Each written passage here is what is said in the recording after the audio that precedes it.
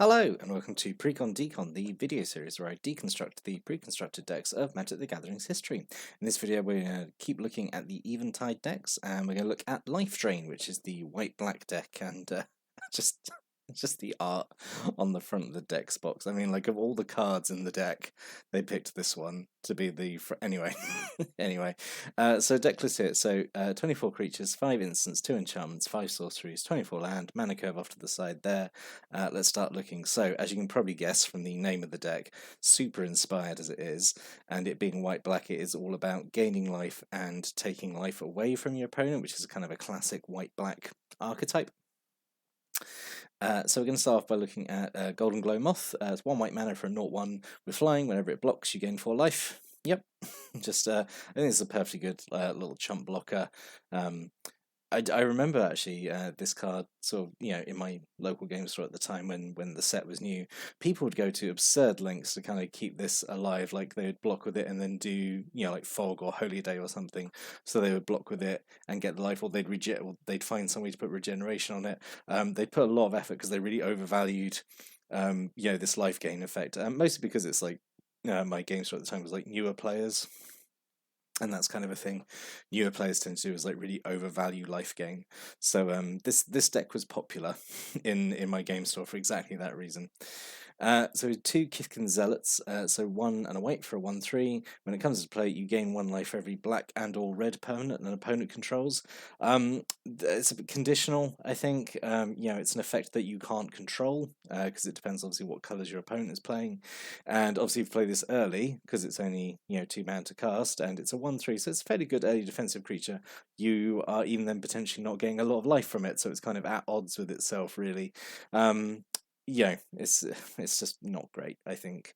2 Apothecary Initiates. So we actually haven't seen the Initiates yet. This is a cycle of cards. So many cycles in Shadow War and Eventide. So 1 white mana. Whenever a player casts a white spell, you can pay 1. If you do, you gain 1 life. It's basically like Ivory Cup. Which is not a good card. All the other initiates are quite a bit better than this one. It being the white one's like the awkward transition period of white in Magic, where it's still a lot about gaining life, preventing damage. It hasn't become, as good as it is these days.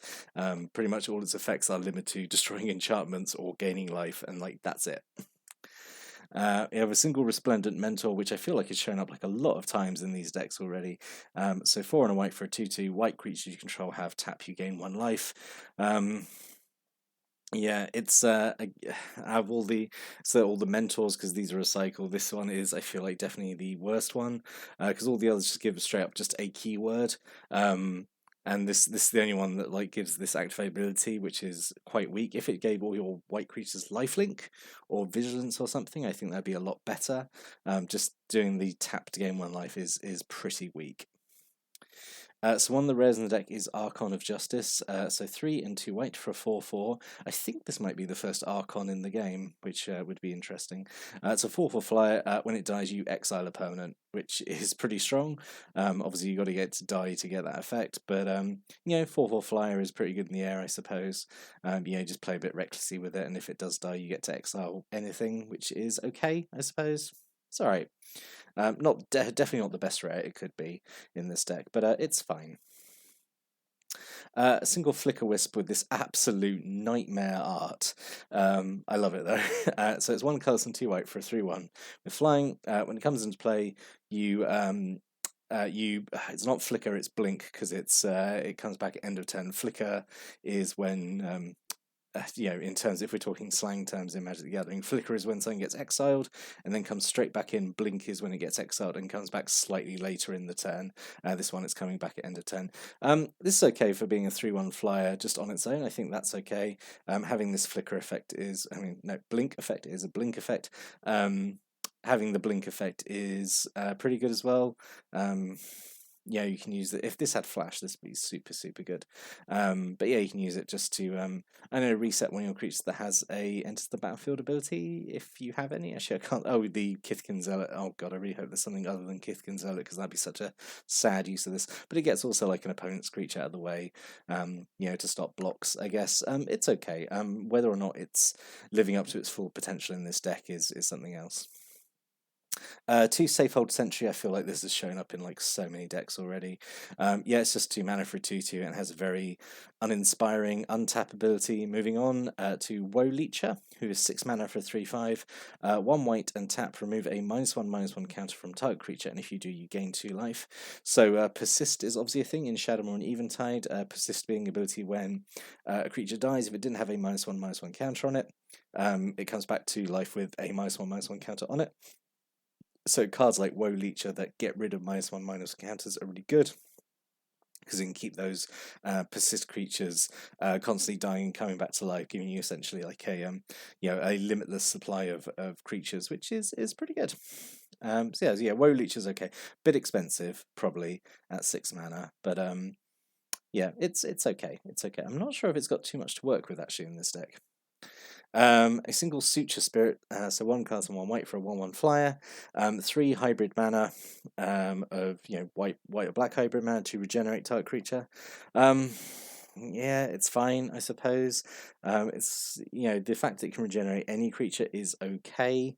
Yeah, it's fine. Just a bit boring, I think. 2 Smolder Initiate, so this is the black Initiate, and I think it's obviously a lot better than the white one. So 1 black for a 1/1. Whenever a player casts a black spell, you can pay 1, and if you do, target player loses 1 life. So this is just immediately better than the white Initiate, just because it is causing someone to essentially lose the game, whereas the other one is just giving you a bit of life. This is a lot better. Single Soul Snuffers, so 4 mana for a 3/3. When it comes into play, put a -1/-1 counter on every creature, which is pretty mean. Permanently weakens everything on the board. Obviously, it is your stuff as well. Yeah, it's okay, I guess. Oh, it does affect itself as well, doesn't it? So it's essentially a 2/2 when it's doing this. Yeah, maybe I don't know. It's okay, I suppose. It's essentially like a small board wipe, isn't it? A single Restless Apparition, so like the first hybrid card in the deck. This deck doesn't have a lot of hybrid cards in it, which is baffling to me, because it's like the gimmick of the set. So 3 hybrid white black for a 2/2, pay 3 hybrid white black to give it +3/+3 to end of turn, and it has Persist. This is like an okay sort of collection of stuff going on here. Yeah, it's got a pump effect and it's got Persist. It's okay, I think. So the other rare of the deck, super, super good, Divinity of Pride. This was such an all-star back in the day at my local game shop and in my play group. So 5 hybrid white black mana for a 4/4 with flying and lifelink, and it has +4/+4 as long as you have 25 or more life, which as soon as this hits, very, very easy to get up to then 25 or more life, and you've got like other life gain effects obviously in the deck. But yeah, this is a super, super good card. And when it becomes 8/8, it's obviously then so difficult to deal with. So yeah, and I think this is like one of the few decks that actually has the its Spirit Avatar in it, because a lot of the decks have either have lieges or some other rare. I think this is one of only I want to say 2 decks that have their Spirit Avatars. I think the other one is the red-blue one, which we're looking at next. But yeah, this is a really good card. 2 Gwyllion Hedge Mage, so 2 and white black for a 2/2. When it comes in play, if you have 2 or more planes, you create a 1/1 white Kithkin Soldier. When it comes to play, if you have 2 or more swamps, you put a -1/-1 counter on target creature. So this is okay. Although it's 3 mana, you probably want to wait until you have 2 of each land to get maximum effect out of it, because then it's doing quite a bit for only 3 mana. It's a 2/2 and it's making a token, so you're getting 3 powers worth of stuff on the board, and also then you're permanently weakening an opponent's creature with a -1/-1 counter. So yeah, I think this is okay. Like all the hedge mages, I think are pretty good. Or not pretty good. They're just they're okay. They're okay. 3 Nip Gwyllion, which is a card that haunts my dreams. So 1 hybrid white black mana for a 1/1. It has lifelink. The reason this card used to haunt my dreams, because telling a lot of stories about my old game shop at the moment in this video. But yeah, like pretty much everyone played a deck where you had like 4 Nipquillians and 4 Edge of the Divinity, and so many games were like turn 1 Nipquillian, turn 2 2 Edge of the Divinities, swing with a 7/7 lifelink. Just so many games went that way. Yeah, so this card definitely haunts my dreams. It's a grim reminder of those times when everyone was playing super aggro lifelink like black white decks. 2 Voracious Hatchlings, so this is the white-black hatchling. We've seen all the others so far. Well, not all the others, but you know, we will see all of them because they're in every one of these Eventide decks. So 3 and hybrid for 6/6 with lifelink. It comes into play with 4 -1/1 counters on it. When you play a white spell, you take a counter off it. When you play with a black spell, you take a counter off it. So all these hatchlings I think are really, really good. It's not hard to get these counters off it, and then it's a 6/6 lifelink, which is obviously very strong. Yeah, they're all good, these hatchlings. I think they're all pretty great. Single Rite of Consumption, 1 and a black. As an additional cost to cast it, sacrifice a creature. Does damage equal to the sacrificed creature's power to target player, and you gain life equal to the damage dealt this way. Thing is, you don't have too many things with high power in the deck. I think the highest power you're going to get is the Divinity of Pride, it being an 8/8, or maybe one of the Voracious Hatchlings as well, being 6/6. And then for 2 mana for a 6-point or 8-point swing is obviously okay, but obviously then you're sacrificing one of your better things. Yeah, it's okay. It doesn't have a lot to work with in this deck. I think this would have been a lot better in the black-green deck, where obviously having green creatures is going to be a bit bigger. 2 Soul Reaps. This is kind of an interesting removal spell. It's 1 color, 1 black. Destroy a non-green creature, which is a weird restriction to have on these black removal spells. Its control loses 3 life if you've played another black spell this turn. So potentially you got like a few cheap black spells in here. So for not much investment, you could be destroying a creature and making an opponent lose 3 life, which is pretty good for a single card, especially at 2 mana. 2 Siphon Life, 1 cast and 2 black. For a sorcery, player loses 2 life and you gain 2 life. It has Retrace, which means if it's in your graveyard, you can cast it by also discarding a card, a land card, from your hand. It's kind of a bit expensive, so I mean, like, Retrace is a bit like the love child of like flashback and buyback, I suppose.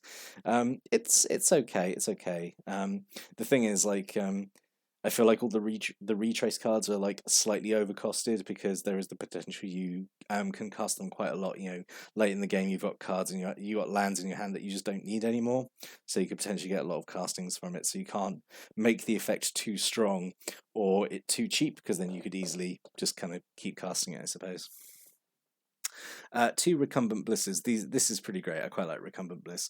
So 2 and a white, it's an aura, goes on a creature. It's basically pacifism that gives you life every turn, which is really good, actually. It doesn't take long for this to kind of pay for itself in a way. Like, a pacifism effect is perfectly fine, but when you add on kind of like an occasional life gain as well, it can really build up, honestly. And yeah, I mean, I know I said like, oh, new players tend to overvalue life gain. I think life gain is fine when it's attached to something else. Like a pacifism effect is good to lock a threatening creature out of the game, and if it also starts giving you life as well, that's perfectly fine. A single Endure, this is pretty bad, in my opinion.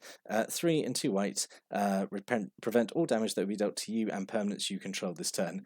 That's super expensive for, like, essentially a fog effect. For reference, like Fog or Holy Day, it's just 1 mana to prevent all damage. Technically, this doesn't prevent damage, your stuff does. So your stuff is going to do damage back, but like, we've got M10 coming in a few years after this, and we get Safe Passage, which is like nearly half the cost of this, and is basically this and more. So yeah, Endure is just not good. It's just not a good card. Batwind Broom, I think, is a lot better. So this 1 and 1 hybrid mana, prevent all combat damage that will be dealt this turn if white was spent to cast Batwind Broom. If each player loses 1 life for every attacking creature they control if black was spent to cast Batwind Broom. So this can be, like, honestly, like a huge blowout. If your opponent attacks with a bunch of creatures, I'd say even like 3 or more, and you cast this for 1 white, 1 black, you're preventing all that damage, and then they're going to lose life as well. So yeah, really, really good effect. And like unlike a lot of these spells that follow this formatting of like it does one thing if you pay 1 mana and it does the other thing if you pay the other mana, this one is I think fine if you pay it without the other color. Like 2 mana for a fog effect is slightly overcosted but fine for 2, and the same way just to make an opponent lose 1 life for every attacking creature again is fine for like 1 colorless and 1 black. So yeah, I think Batwing Broom is like is honestly a really good card. Maybe not really good, but like I think it's strong. It's in, I say, in a casual environment, it's pretty good. And it did, in when we used to play, this did cause some losses. People would get overconfident, attack with a bunch of tokens, and someone would go Batwing Broom and like, oh, you've lost like 15 life, and so yeah, I think it's a pretty good card. Can really pull out a win from nowhere. Single Beckham Apparition, so 1 white and 1 black. Remove target card in the graveyard from the game, and you create a 1/1 white and black spirit creature token with flying. Yeah, this is fine for like 1 mana, I suppose, just to make a flyer, and also remove potentially like a retrace card or something. I guess it's okay.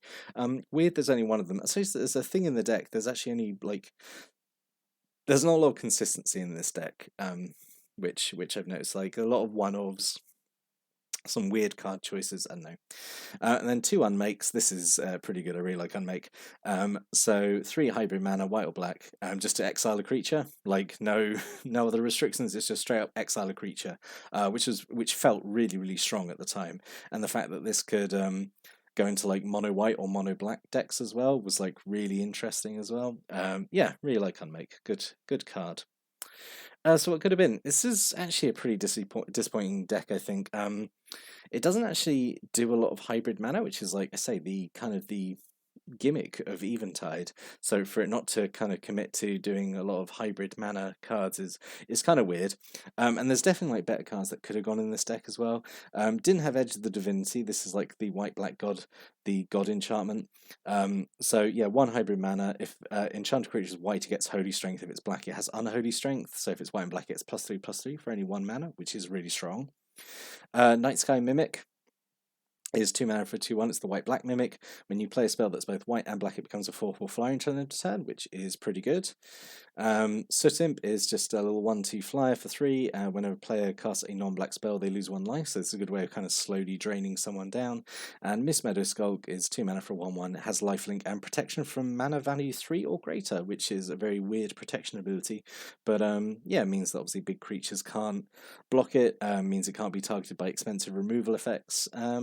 Yeah, I think it's a pretty interesting card, and it could have been here. So in summary, this one's actually a little disappointing, I think. Just very, very suboptimal card selection, in my opinion. Just a lot of kind of weak white like life gain cards and damage prevention. Yeah, it doesn't feel like it has a lot of focus.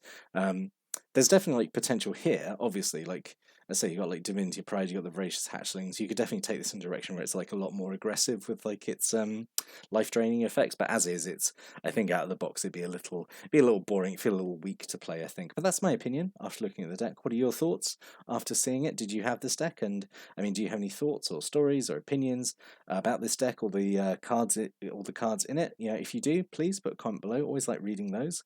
But I'll be back next time. Going to look at another Eventide pre-constructed deck. But until then, thanks for watching and listening. Have a great day.